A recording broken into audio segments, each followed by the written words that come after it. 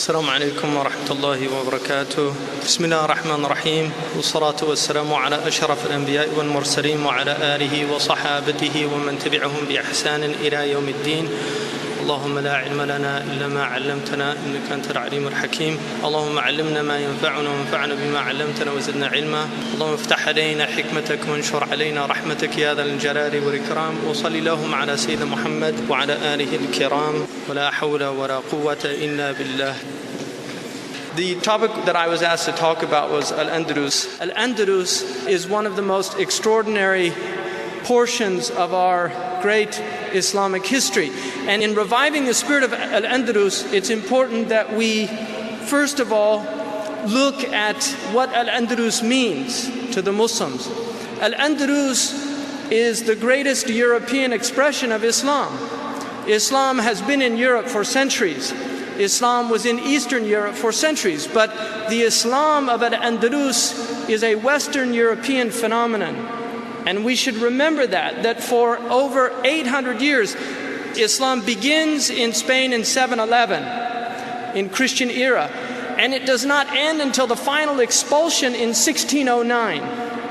People forget, they think of 1492 as the end of the Muslim experience in Spain. The reality is that the Muslims continued to exist in large numbers in Spain until 1609, which is the final expulsion. And in 1568, for 2 years, 1568 and 1570, that was the last actual resistance movement, the War of Al-Bukharas, or the Al-Bukharas Mountains, which are just east of Granada. And this was led by a Muslim, Ferdinando de Valor, whose Muslim name, the Muslims by that time had both Spanish names and their Islamic names. Just like many converts here have their Western names and their Islamic names, these Moriscos, who were living in Spain as Muslims, and they were actually Spanish Muslims, they spoke Spanish, they wrote in Spanish, they often used Arabic script.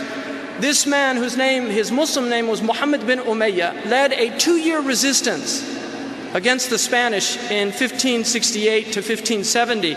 So it's important to remember that 900 years, over 900 years, the Muslims were in Spain. Now I want you to imagine, America is a country that's over 200 years old, and we feel like we've been there a long time, even though we're all newcomers. I have ancestors that came very early, and then I have ancestors that came as late as 1896 through Ellis Island. My grandfather, my great-grandfather, and with him his son, who was my grandfather, came through Ellis Island. He's my mother's father, as late as 1896.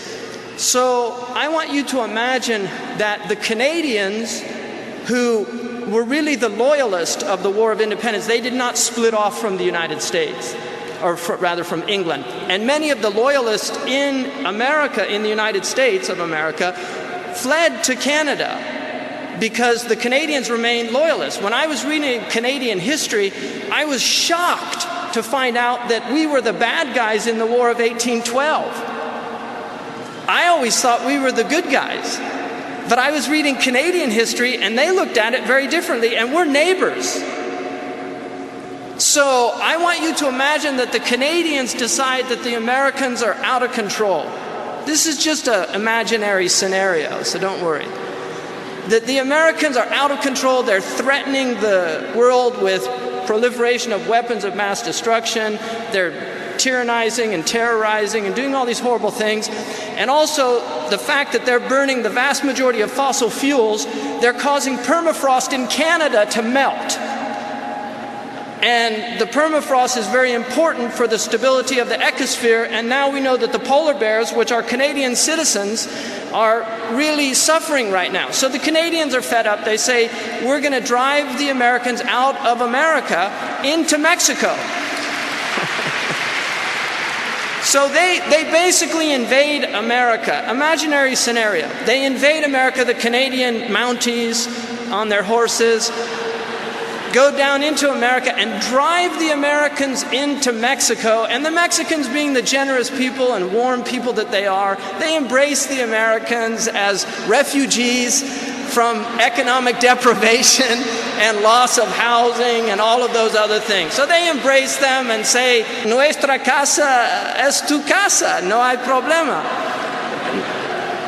So there's your scenario. Now, what would the Americans do? I think personally, being from America, I really think they would begin a resistance movement in Mexico and start operations to get their country back. Because they've been there for 200 years. 200 years. Now imagine the Muslims in Spain, 900 years. 900 years, and they're driven out of their homes by an invading force from the north that called it the Reconquista, which is not a valid term. It wasn't a reconquest. The northern Spaniards they weren't from southern Spain. They weren't from Al-Andalus. So you imagine what would happen in that scenario. It's a very interesting problem. Now, the Spanish have basically denied the 900 years of Muslim Spain, really. They've completely denied it. They see it as Arab invaders, and I want to talk a little bit about that. First of all, Tariq bin Ziyad was actually encouraged. Musa ibn Nusayr, who was the governor then of the Umayyads of the east, Tariq bin Ziyad was his general, but they were encouraged to cross over to Spain. The reason for that is because there was a count in Ceuta, which is part of Morocco. It's actually Spanish Morocco. It's still part of Spain, but it's in Morocco.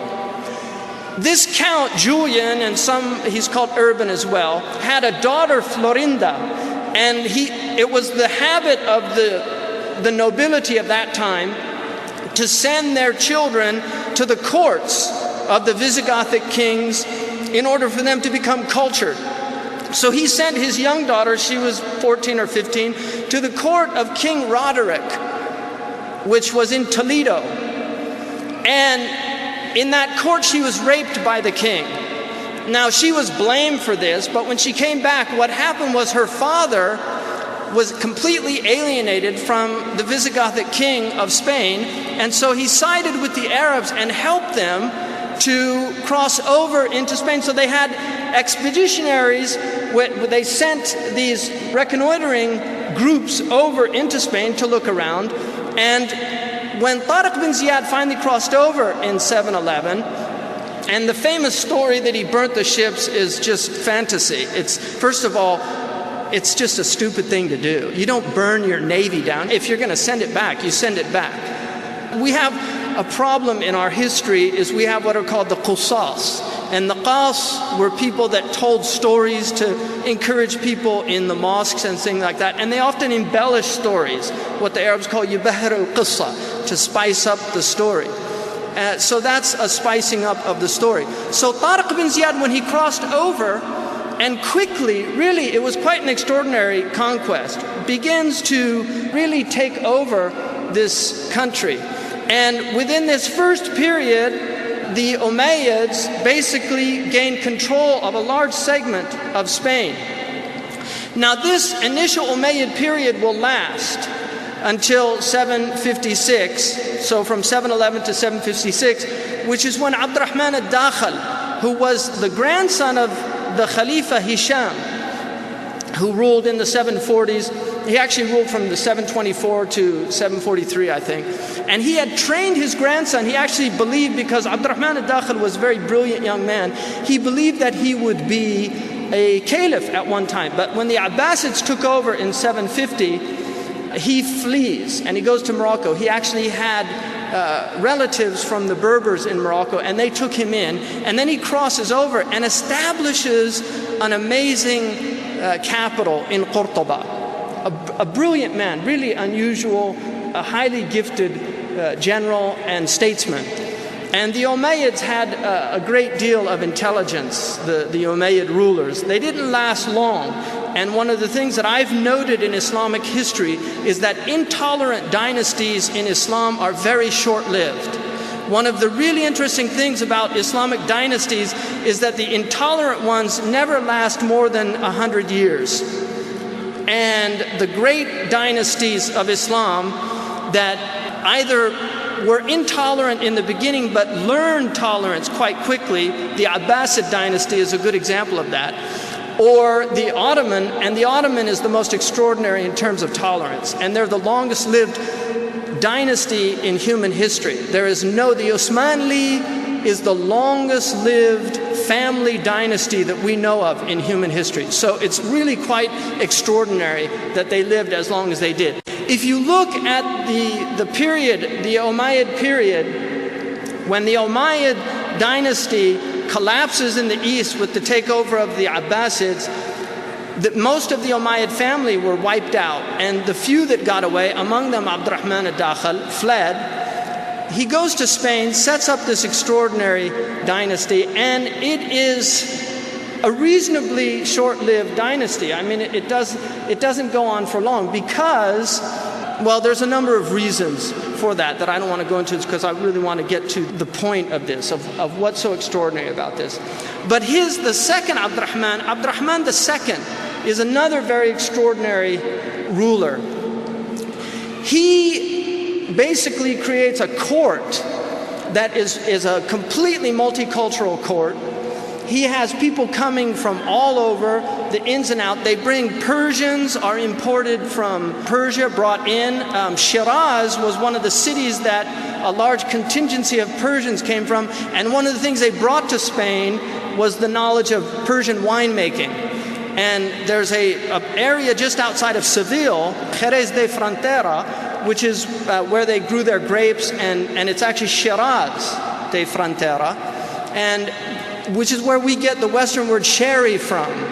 And I know none of you know what that means because you're Muslims, but sherry is considered a very fine type of wine in the West. So that actually came from Persian Muslims that brought that knowledge to Spain. Now, during this period, in 950, in Cordoba, just to give you an example of what type of city this was. In 950 in Cordoba, and we have very strong documentation of this, there were 600,000 people living in this city, which is an extraordinary number for that period in human history. 600,000, over 500,000 people, a very large city. There were 92,700 shops and trade establishments in that city. Can you imagine the wealth that city possessed? 92,700 shops, and that means most people were self-employed and were doing quite well. They had 50 hospitals in a city of 600,000 people. They had one university and they had 300 colleges. I mean, just imagine that. The university had 20,000 students full-time. 20,000 students. And that does not overlook the fact that people were allowed into, because classes were held openly, and so people were allowed to come in, what they call in Western universities, auditing a course. People were allowed to come in and audit without actually being registered at the university. But 20,000 out of 600,000, the population. I mean, it's just an extraordinary number of people. And they were coming from many, many places. There were 300 public baths. 300 public baths in that city, and 72 public libraries. 72 public libraries. Imagine that in 950. This is their one average house in Cordoba at that time had more books than all of Europe contained at the same time. I mean, so imagine that. There was lighting. There were actually lights in the streets. So there was lighting, and you could see the lights of Cordoba from 40 miles away, according to accounts at the time. Later, they introduced indoor plumbing. And they actually, in Granada, where they had gravity, they had very sophisticated systems of gravity, they actually had running water with faucets. And you can imagine the level of civilization that was there. Now, during this period, one of the things that the Muslims were noted for was their tolerance of other religions. And this is obviously because the Prophet ﷺ taught us about the dhimma system. And I want to say a few words, because the dhimma system is considered very negatively now in the modern world of global community. what they call the global community, where everybody cares about everybody else and nobody steals from anybody else's wealth or property. I mean, I'll give you an example of dhimmatude. Now, in the Gulf War I, right, the United States protected Kuwait, and it was a good thing because Kuwait was unjustly, but it wasn't for free. It cost a lot of money, really, like several hundred, tens of billions of dollars. So it costed a lot of money, and the Kuwaiti government paid quite dearly for that protection.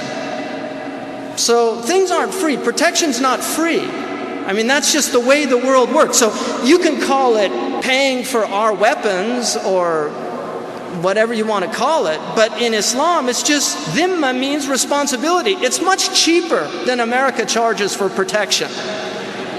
I guarantee you, it's a much better deal. And it's all out in the open. It's just there, right in the open. Just sign on the dotted line, enter into an agreement, and we'll protect you. You don't have to do anything. And what's amazing, the justice of the Muslims is that when the Muslims retreated from certain areas in Syria, because they were unable to protect the Christians and Jews of that area, they actually returned their money to them. And this is documented historically. So they weren't squeezing people out. And we even know that Sayyidina Umar said, if they can't pay it, don't force it from them. In other words, it was pay if you're able to, if you have that capacity. There were old people that could no longer pay the dhimma, and Sayyidina Umar would excuse them from that. So dhimmatude was not a negative thing. In fact, some وَهُمْ صَاغِرُونَ حَتَّى يَدْفَعُوا الْجِزْيَةَ عَنْ يَدٍ وَهُمْ صَاغِرُونَ, which is in the Quran. There's a big debate about what صَاغِر means. And I really find it dangerous to say in a state of humiliation, which is how many of the tafsirs say it. Saghir is also something, it's somebody who's under somebody else. So we could look at it as a minority. They pay with their hands because they're a minority. They're in a weakened position. And dhimma means responsibility. Whose dhimma are they in? They're in the dhimma of Allah and His Messenger. Fi dhimmati Allahi wa rasulihi. And that's your responsibility, the Muslims, to protect and defend their mosques, their synagogues, their churches. And according to the Maliki and Hanafi schools that were operative in the majority of the Islamic lands, also the Buddhist temples, the Hindu temples, because the Shafi'is restrict it to the three major Ahlul Kitab, Jews, Christians, and then the Majus. But the Malikis and Hanafis extended it to anybody who was willing to enter into a covenant with the Muslims. And in fact, one of my teachers, Shaykh Sadiq al-Ghirayani, includes in his Mudawwana al-Jadida, which is a book he wrote on Maliki fiqh, he includes secularists, that they would also enter into that covenant to be protected. And the Prophet said, "Man adali dhimmiyan fa ana khasmuhu yawm al-qiyamah." Whoever harms a dhimmi, a Jew, a Christian, or anybody else in a covenant with the Muslims, whoever harms them, I will be the advocate of that dhimmi on the Day of Judgment. The Prophet will be the advocate of that dhimmi. Now, one of the fantasies that many Muslims have about Muslim history is that when the Muslims came, everybody just said, Allahu Akbar, La ilaha illallah Muhammad Rasulullah, we're Muslims. That's the fantasy that Muslims have. In fact, Imam Zayd once remarked that when you read Islamic history, you have to take a double dose of Iman vitamins, because it can be actually quite disturbing to see some of the things that occurred in Muslim history. Now, according to Dr. Khalid Blankenship, who I regard as probably one of the greatest living historians, that's my own personal opinion, but he's the Ibn Khaldun of his time. Dr. Khalid Blankenship said that in Egypt, it took 300 years before the Muslims reached 50% of the population. In Syria, it took 500 years. So during all of that early period, the majority of people in those countries were not Muslims. And if you read in the history, and just one example of this, because it's very important in relation to Andalusia. One example of this is the extraordinary scholar Tajuddin as-Subki, who wrote a really beautiful book, mu'id al-ni'am wa mubid al-niqam, how to maintain blessings and how to avoid calamities. In that book, he mentions that he wished the Muslims would leave all their disputations and arguing amongst each other and reach out to all of the non-Muslims in the community. He said, we use these people, nastaghilluhum. I mean, he's living in the 8th century. Nastaghilluhum, he said, we exploit them. Nastatibbuhum, we go to them for medicine. And he said, wa nastakhdimuhum, nattakhiduhum khadama, we take them as servants, but we don't teach them what Islam is. We don't tell them about Islam. So he was complaining at that time, and he mentions that they were all over. There were so many of them. So as late as that, there were many, many non-Muslims. But over the years and over the centuries, many of these people ended up becoming Muslim. But we are still, and I'm proud of the fact that there are several million Coptic Christians in Egypt. Really, I think it's a source of pride. It's not a source of failure for the Muslims. It's a source of pride that their churches were protected in a time when the Europeans were literally banishing from their land anything that had to do not only with other religions, but with Christian doctrines that did not accord with their own. So the Catholics were expelling Unitarians. And when the Protestants emerged, the Catholics persecuted them mercilessly. Many of the great Protestants, actually, who were in Eastern Europe, ended up moving to the Ottoman lands because the Ottomans didn't care if they were Protestant or Catholic. They just said, you're welcome to come.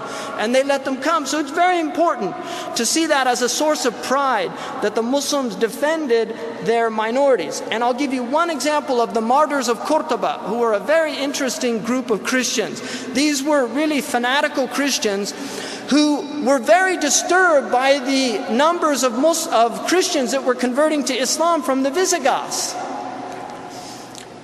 The martyrs of Cordoba would go into the mosques and they would curse the Prophet ﷺ openly because they wanted to be martyred. So they were doing it to revive the spirit. And this is something any beleaguered religious community will often resort to, a type of stupid martyrdom, a really useless martyrdom as a way of trying to keep a resistance alive. Do you see? It's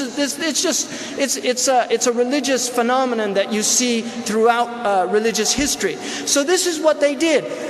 Because the rulers at that time realized what they were doing, they would go to extraordinary ends to prevent them from being punished. And they would protect them and do this. It's a very interesting, although some were killed, and Muslims would get very angry. I mean, Muslims, if you do something like that to a Muslim, they'll literally go insane and could kill a person just because it's a type of temporary insanity, because they're so enraged that somebody could desecrate or degrade any of the prophets, but certainly the Prophet Muhammad sallallahu alaihi wasallam.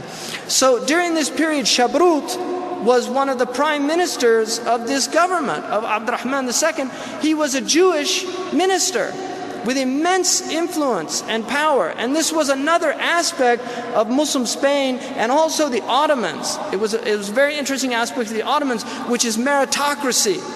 The Muslims would often, because of the meritorious qualities of an individual, they would elevate them and allow them to rise up in the community irrespective of their origins. This is very contradictory to feudal systems, whereby you have feudal lords, and then you have the gentry, and then you have the peasants, the peons, peones, in what the Arabs call the bayadiqa, the pawns, the bedak. They're the lowest people. Peones actually comes from pes, which is a Latin word for foot. They're the people that have to walk everywhere because they don't have transportation. Now they take buses, right? Those are the peones. And so these people could rise up. So a cobbler could become a minister. Sidi Ahmed Zarruq was a cobbler. He was a very poor man in the 9th century in Fez, but because of his brilliance, he ended up becoming a great scholar. Although you did have aristocracy in the Muslim world, it was a very fluid system. So Jews who were historically in Spain, they were treated as the lowest of the low. And these are called the Sephardim. You have 3 types of Jews. You have the Ashkenazi Jews, that are the Eastern European Jews. And then you have the Sephardim that are the Spanish Jews, and then you have the Mizarim that are the Eastern Jews of Egypt and Palestine, Iraq. Daniel Pearl, who was killed unjustly in Pakistan, his mother was a Mizarim. She was actually an Iraqi Jew. So that's why he had that dark complexion, because he was Eastern Semite. So the Sephardim were actually, if you study, and I read a book on Qurtuba when I was in Spain, I read an extraordinary book that had statistics of the Jewish community in Qurtuba at the height of the Muslim Umayyad civilization. The Jews were largely middle and upper middle class. They were not ghettoized. They were actually a very successful community. One of the most interesting characters in Jewish history is Musha ibn Mamun, who's known as Maimonides. Now, Maimonides lived in the 11th century during the period of Ibn Rushd.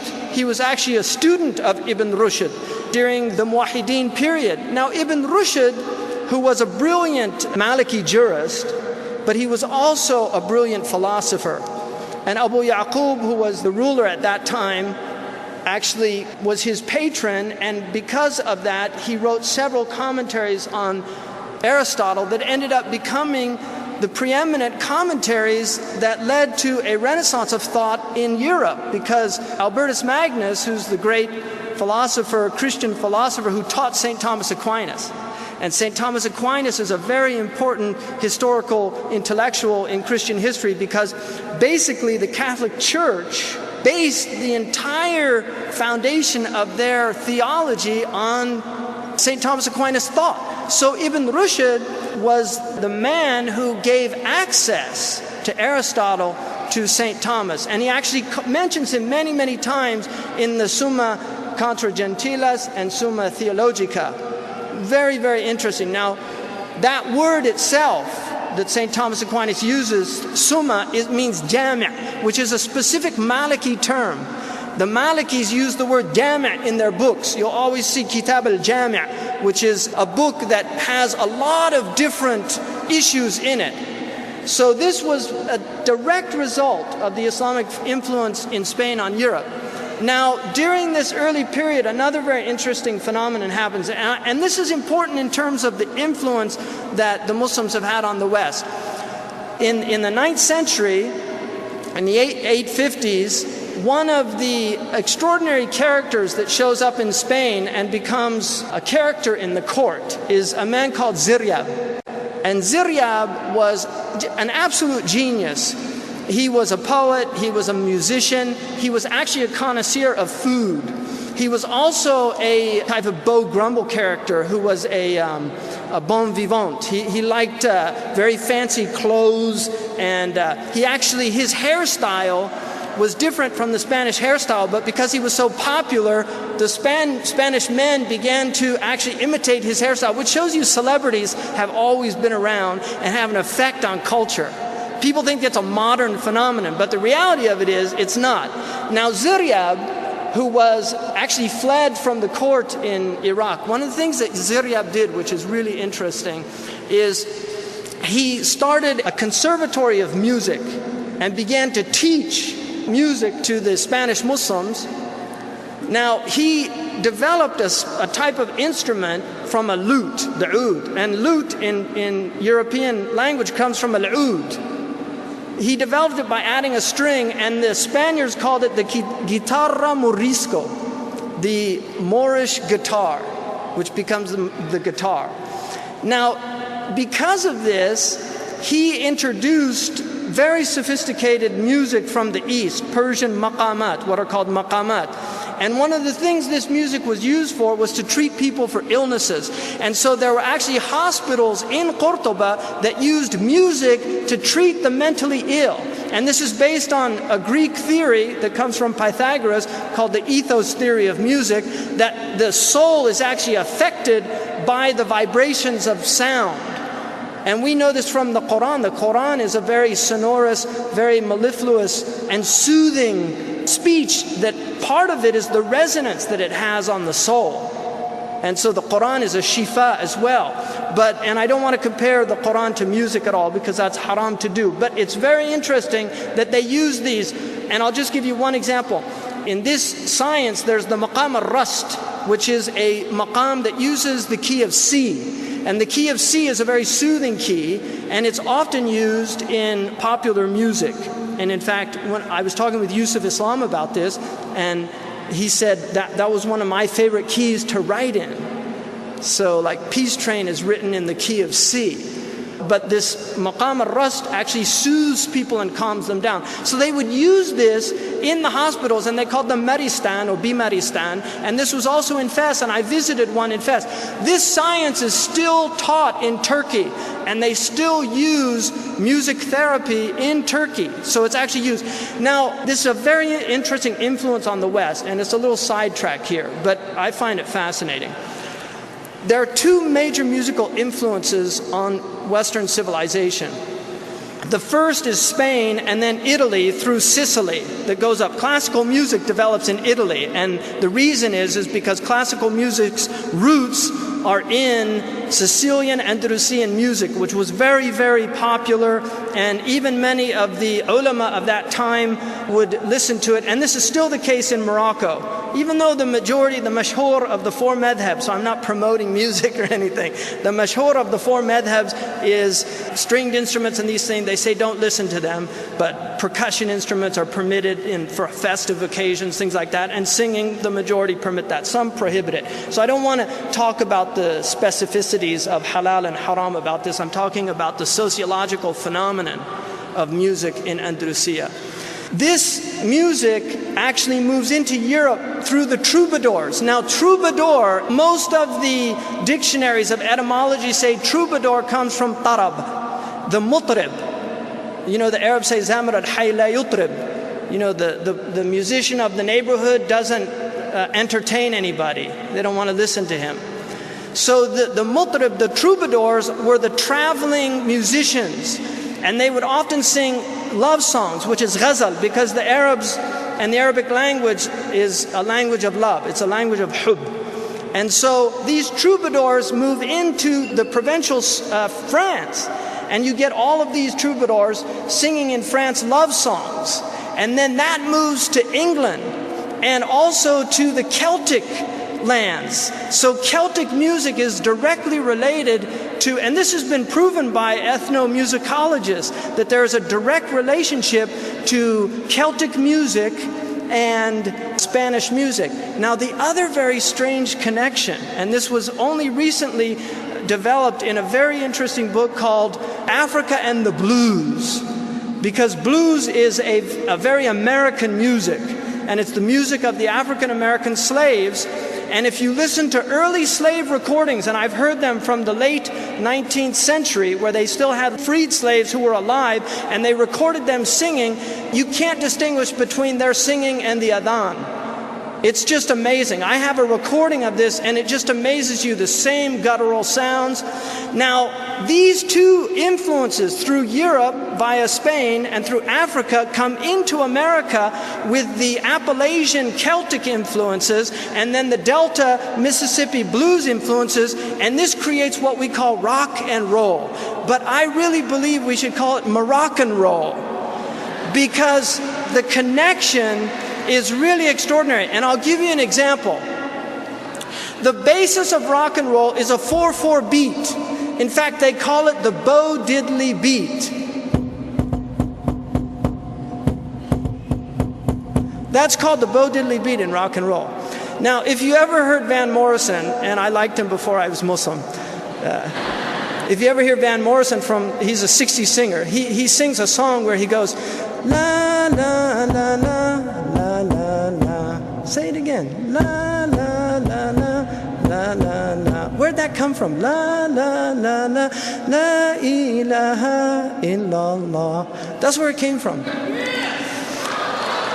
Now, one of the interesting things about rock and roll music, because my father plays piano, and one of his friends who was a jazz musician in New York, Cy Walter, when rock and roll first came out in the late 50s, my father asked him, what do you think about this wretched music? He said, it'll never last. And he said, why not? And he said, because all it has is a beat. But he didn't know what that beat was based on. Because I really believe that it's actually resonating in people's hearts. Something's resonating in people's hearts. They're hearing something. And the rock and roll beat is based on a 4/4 beat.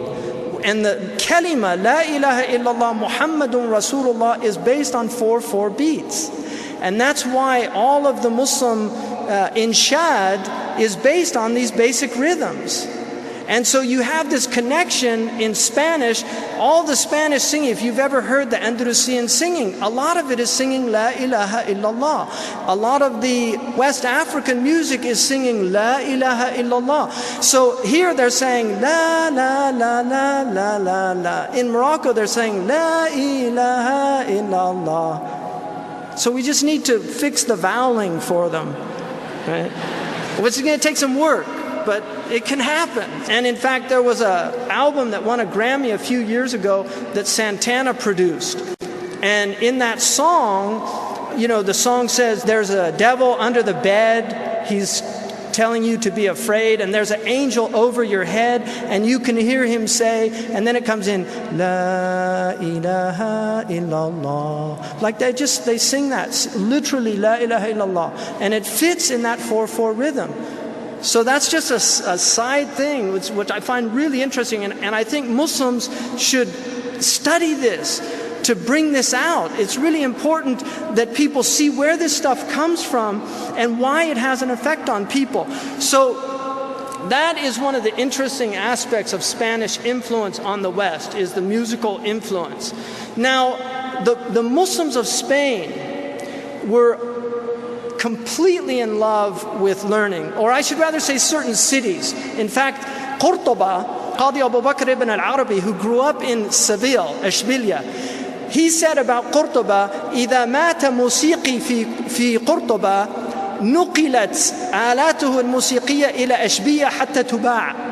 If a musician in Cordoba died, all his instruments were sent to Seville in order to sell them. وَإِذَا مَاتَ عَالِمٌ فِي أَشْبِيَّةٍ نُقِلَتْ كُتُبُهُ إِلَى قُرْطُبَةَ حَتَّى تُبَاعَ. But if a scholar in Seville died, his books were sent to Cordoba in order for them to be sold, because Seville was known as a party town.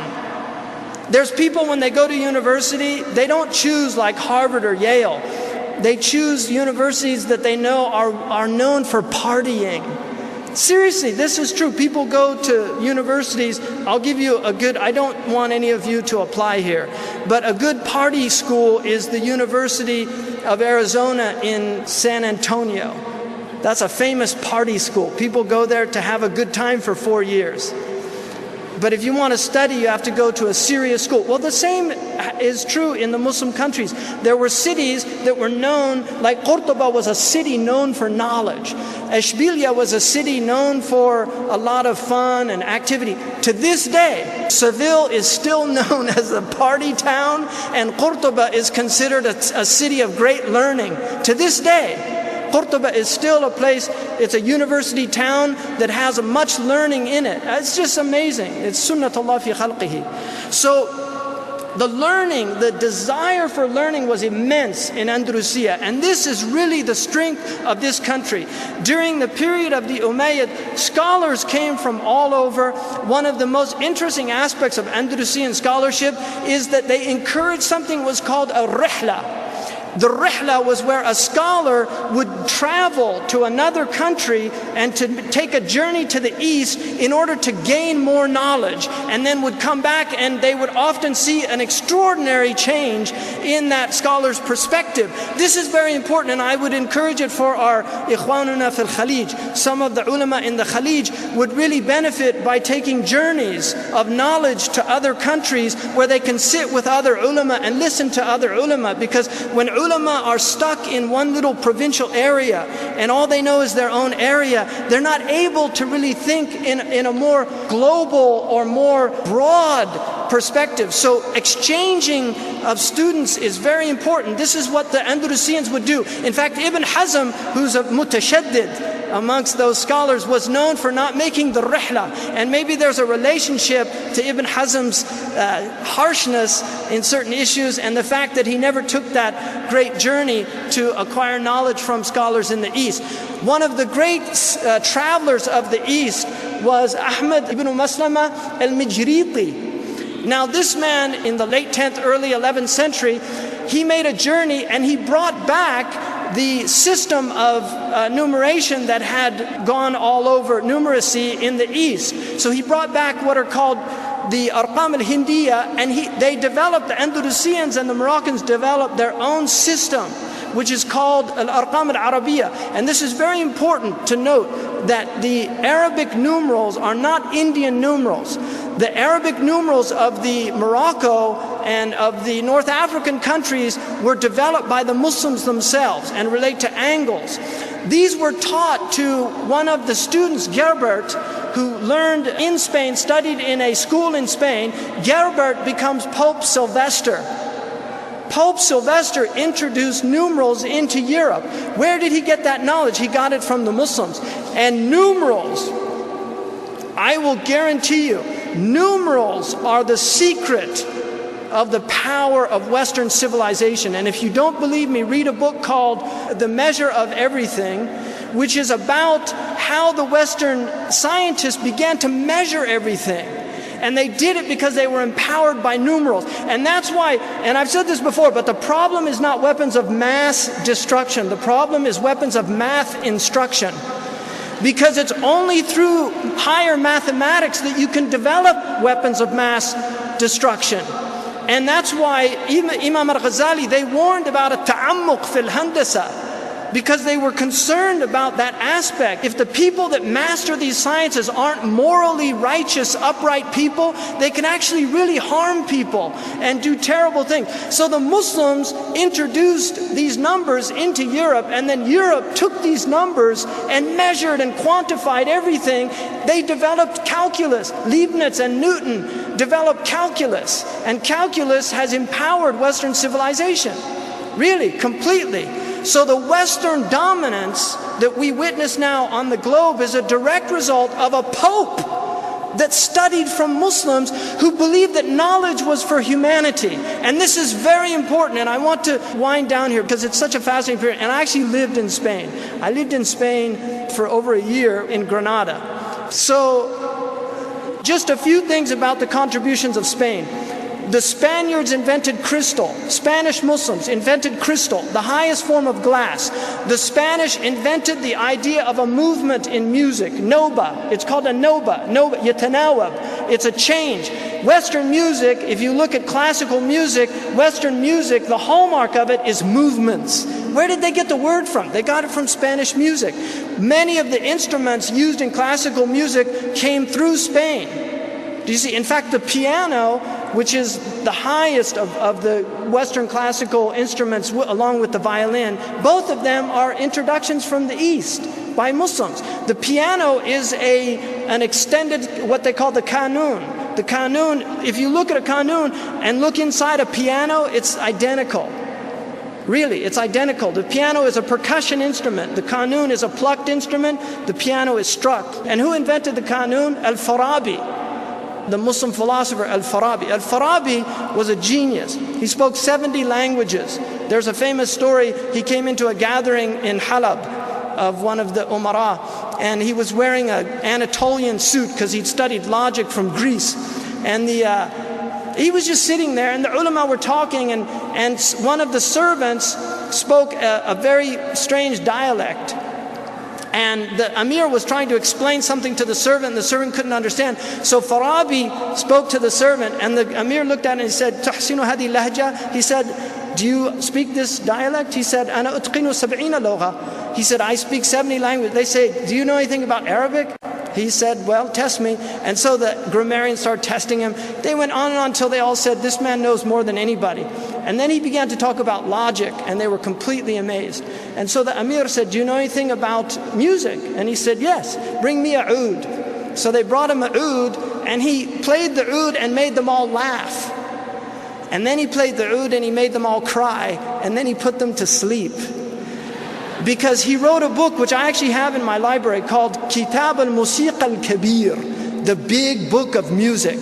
It's this big. I mean, it's ism ala musamma.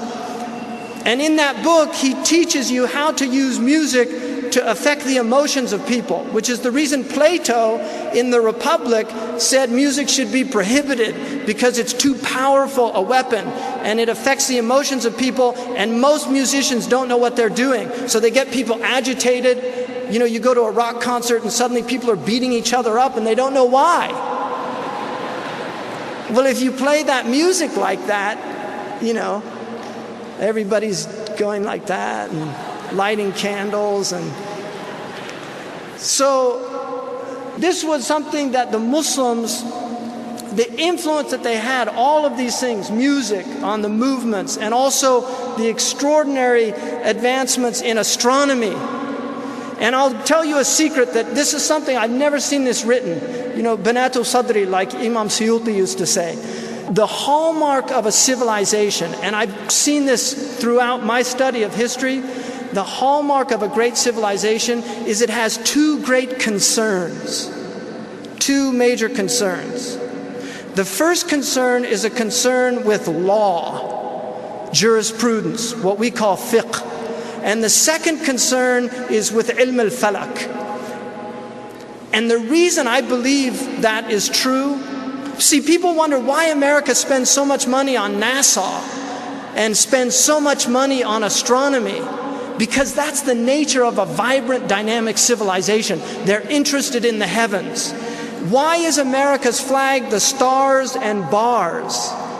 Because the bars, when they put you in jail because of the law, they call it behind bars. And that's the way America works.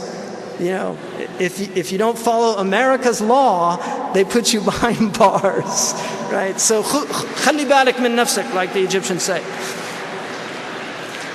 But the flag of the America is the stars and the bars. Ilm al-falak, ilm al-qanun. And that's the secret. Why are Americans obsessed with law? Americans are the only people that I know of, really, you would be amazed at how much legal language Americans know. Deposition, they're litigious, I mean, they sue each other a lot. Right? But they really know. Look at how many American programs are about law, courts and lawyers. Look at how many films have been made that are just court scenes, because they're obsessed with law. And as long as they're obsessed with law, they'll be a powerful nation.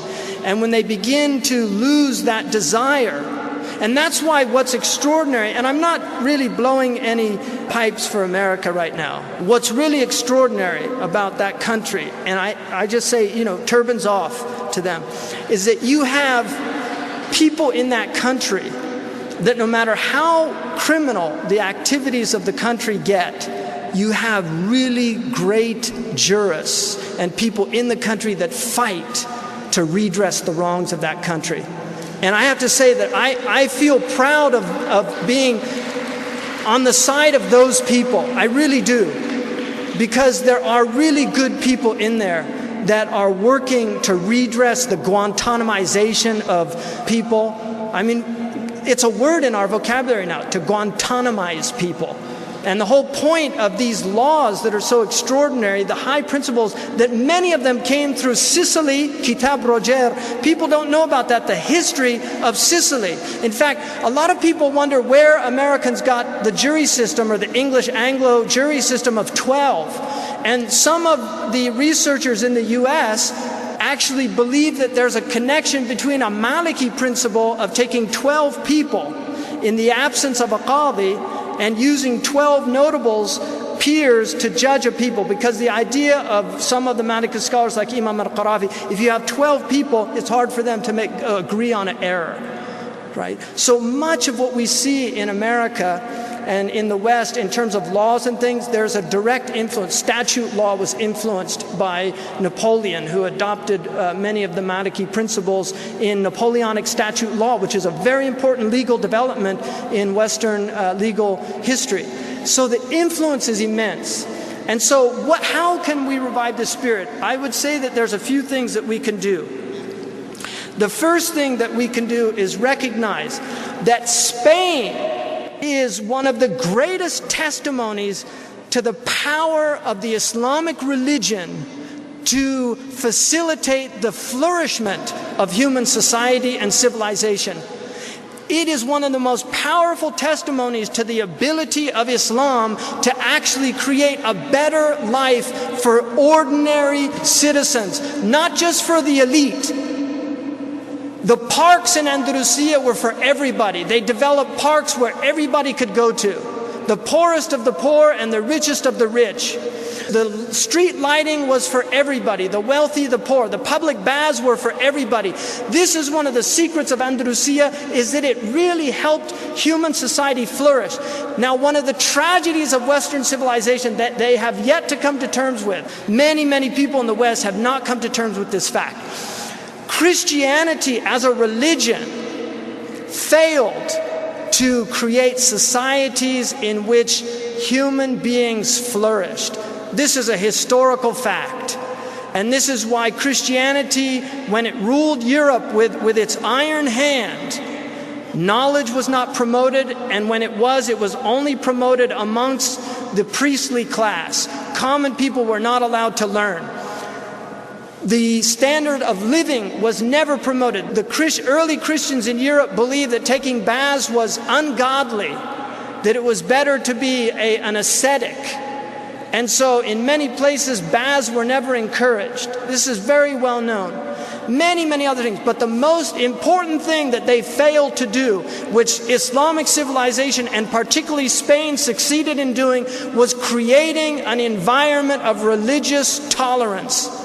This is the great accomplishment of Spain, is that in Spain, Muslims, Jews, and Christians lived under the beautiful umbrella of Islam, the protective umbrella of Islam that put them in the shade of justice from the sun of tyranny.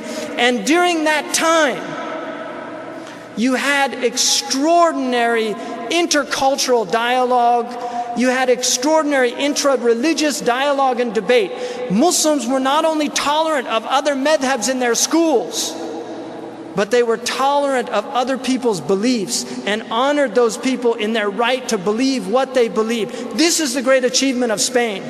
And this is something that the West directly adopted from Ottoman and Spanish influence. And one of the great proofs of this is Henry Stubb, who in 1701, a book was released into the intelligentsia of England. Henry Stubb was a close friend of the great English-British philosopher Hobbes. Hobbes was very troubled by the religious wars of the 17th century.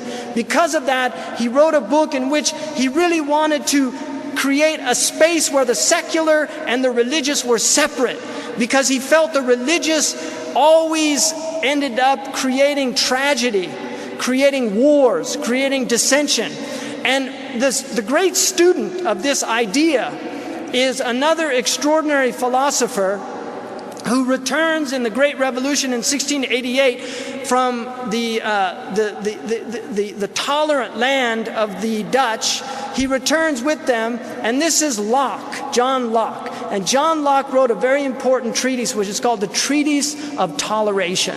And one of the things that I discovered about this man in reading a biography of him was that the most influential teacher on Locke was a man named Edward Pocock. And Edward Pocock was the Arabic Islamic professor at Cambridge. And Edward Pocock introduced these ideas to Locke at a very early age of the sophistication of the Ottoman system of toleration. And that is why the first act of toleration in European history was under the suzerainty of the Ottoman Empire, done in Transylvania. This is the first act of toleration. And then the next is in England.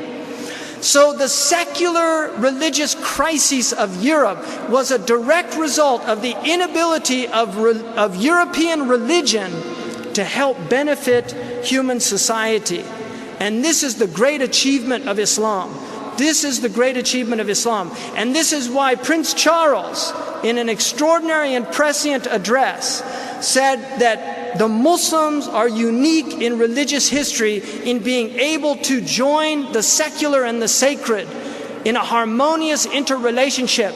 And it behooves us in the West to bring the sages of Islam to the West in order for them to edify us and illuminate us on the secret of that ability, because we are facing a great calamity if science does not serve humanity under the great umbrella of the religious truths, the moral truths of religion. Science is out of control. Science is completely out of control. And that is why we do not want to see a separation of religious principles from secular tradition. This is not a Muslim problem. This is uniquely a European problem. It is not a problem of Islam. And although I don't want to see the mullahs running everything, I really don't. Mullahs, I want them in the masjids, guiding people and things like that, and leave them out of the White House or any other place. Really, I don't want to see the mullahs there. I want to see the mullahs murshidun lissiyasiyin. I mean, I really believe that, because that's the role of the scholar, is to help guide the political people. And that's why the Prophet ﷺ in a hadith, and there's some weakness there, but the hadith repeated many things, that khairul umara ala abwab al-ulama wa sharr al-ulama ala abwab al-umara. I mean, that's a really important idea in Islam. So finally, the West abandoned this project of religion and made it a private affair and adopted 4 things in order for human beings to flourish: politics, economics, science and technology, and the human social sciences. These were all hallmarks of the Andalusian society. They're all hallmarks of the Andalusian society. And so our challenge as Muslims is how we can once again be able to revive the ability for Islam and for the Muslims to work with the great challenges of our time, the great transformations of our time, using the past as our compass. The past is our North Star, but also using the present, recognizing we're in the present and on a journey into the future. So we want the asala of the past, the principles of the past and the strength of the past to derive from that, but we also have to reconcile the fact that we are modern people. And we can do that. And may Allah give us benefit. And finally, Allah subhanahu wa ta'ala says about people that abandon His way, كَمْ تَرَكُوا مِنْ جَنَّاتٍ وَعُيُونٍ وَزُرُوعٍ وَمَقَامٍ كَرِيمٍ. How many great gardens did they leave behind, and springs and fountains, وَزُرُوعٍ وَمَقَامٍ وَنِعْمَةٍ كَانُوا فِيهَا فَاكِهِينَ, and all these blessings that they were in it, deriving these blessings from كَذَلِكَ أَوْرَثْنَاهَا قَوْمًا آخَرِينَ. This is the sunnah of Allah. تِلْكَ الْأَيَّامُ نُدَاوِلُهَا بَيْنَ النَّاسِ. We are here in the West. We should partake in this extraordinary civilization by becoming productive members of it, and also, I believe, becoming leaders, inshallah. And we can do that in the spirit of Andalusia. Wa jazakumullah khairan wa assalamu alaikum wa rahmatullah.